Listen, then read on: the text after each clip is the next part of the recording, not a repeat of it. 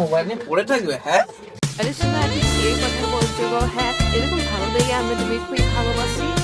আরে আমাদের মধ্যে কাজের লোকটা চিল্লাচ্ছে খুব, তার 2 মিনিট হোল্ড করো, আমি আসছি। ডাক্তারের ব্যাটা তখন আমি কাজ নিয়ে পড়ে থাকবো।